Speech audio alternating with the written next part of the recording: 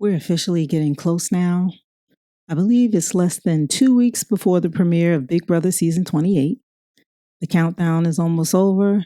And before we meet any brand new house guests, I wanted to talk about something I watch every single season. And it's not the first head of household. It's not the first veto, not even the first eviction. For me, it's the first 48 hours.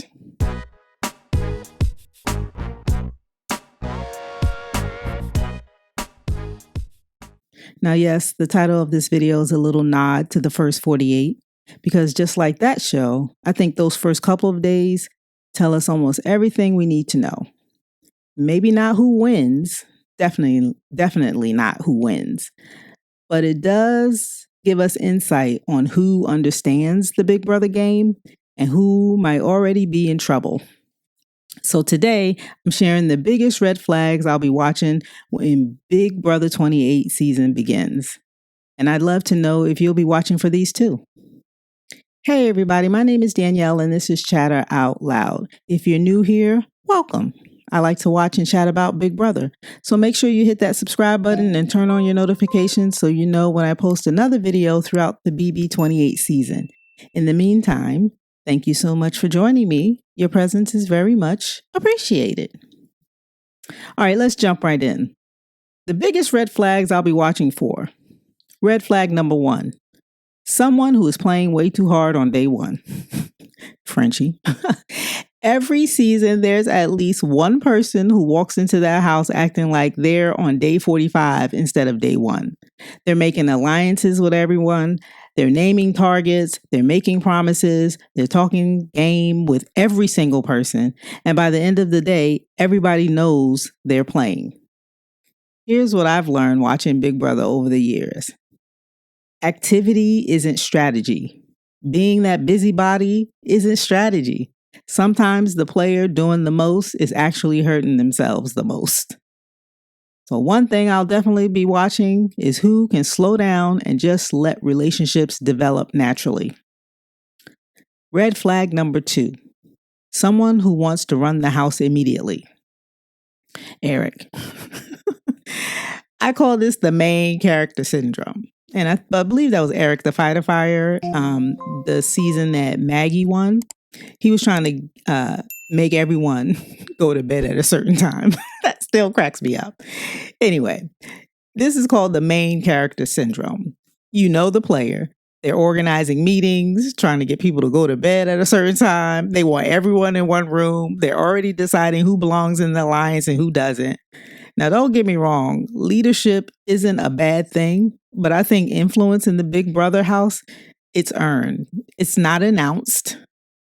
The players who try to become the center of everything too quickly usually makes themselves very easy to identify. And if everybody notices you, that's not always a good thing. All right, red flag number 3. Somebody is everywhere. This one always fascinates me. There's always one house guest who somehow manages to be in every conversation, every bedroom, every strategy session, every late night whisper, and eventually people start asking, wait, how are they everywhere? And that's when suspicion starts.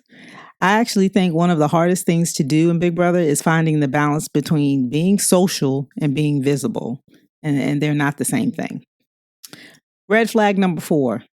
Is the opposite problem. Someone disappears, right? Maybe they're shy. Maybe they're overwhelmed. Maybe they think lying low is the safest strategy. And sometimes it is. But there's a difference between laying low and becoming invisible. If nobody knows you, nobody fights for you. And that's something I always watch during those first couple of days. Who's building actual connections? Not necessarily alliances, connections. Because I think relationships win Big Brother long before competitions do. Red flag number 5. People start labeling each other too quickly. And this happens every season. The athlete, the super fan, the recruit, the older player, the comp beast, the floater.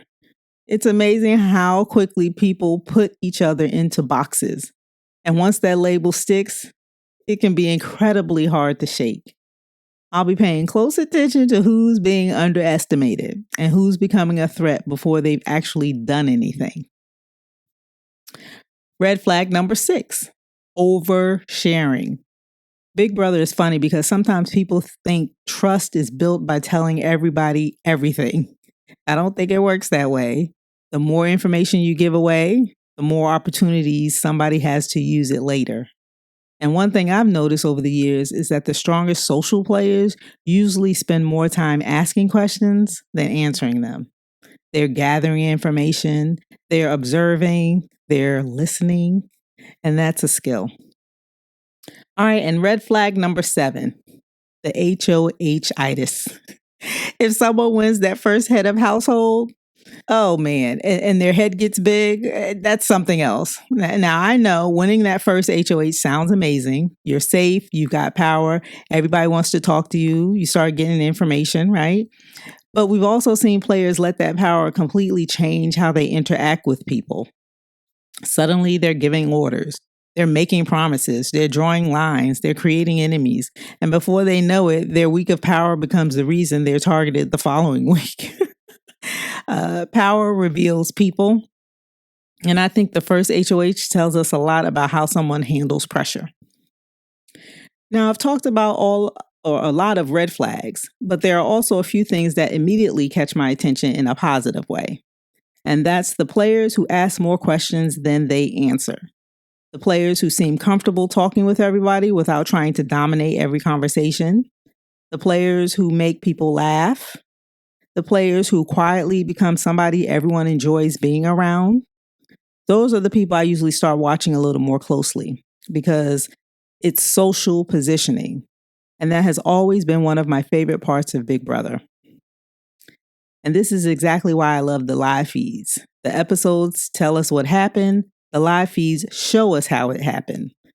They let us see those first conversations, those first impressions, those first little moments that eventually turn into alliances or rivalries, and sometimes lifelong friendships. That's why those first 48 hours matter so much to me. Not because they'll tell us who wins the season, but because they'll tell us who understands the game they're playing.